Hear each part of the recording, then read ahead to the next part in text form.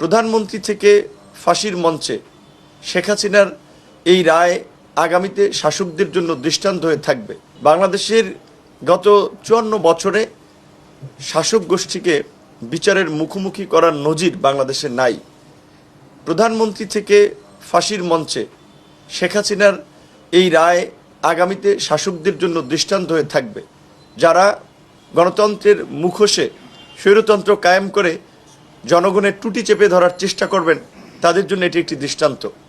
আপনারা জানেন যে ৭১-এর মুক্তিযুদ্ধে আমরা একটা গণতান্ত্রিক বৈষম্যহীন সমাজের আকাঙ্ক্ষা প্রকাশ করলেও স্বাধীনতা পরবর্তী সময় থেকেই আওয়ামী লীগের নেতৃত্বে একদলীয় শাসন বাকশাল, পরবর্তী থেকে পাল্টা কু এবং ৯০-এ পার্লামেন্টারি ডেমোক্রেসিতে প্রবর্তন করলেও ক্ষমতার টানাটানিতে বাংলাদেশের মানুষ বরাবরই একটা স্বৈর শাসকদের অভিজ্ঞতা লাভ করেছে। ২৪-এর এই ছাত্র জনতা প্রথাগত এবং প্রতিষ্ঠিত রাজনীতির বাইরে সাধারণ মানুষকে ঐক্যবদ্ধ করে এই দীর্ঘ ১.৫ দশকের ফ্যাসিবাদকে দেশ থেকে তাড়িয়েছে।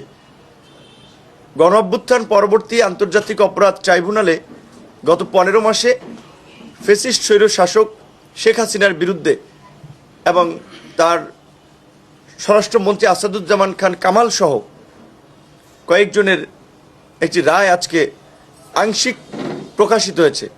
এবং আমাদের আরও উদ্বেগের জায়গাটা হচ্ছে শুধুমাত্র শেখ হাসিনা এবং আসাদুজ্জামান খান কামাল এরকমের ২-৪ জনের ফাঁসি হলেই দেশ থেকে ফ্যাসিবাদ নির্মূল হবে না।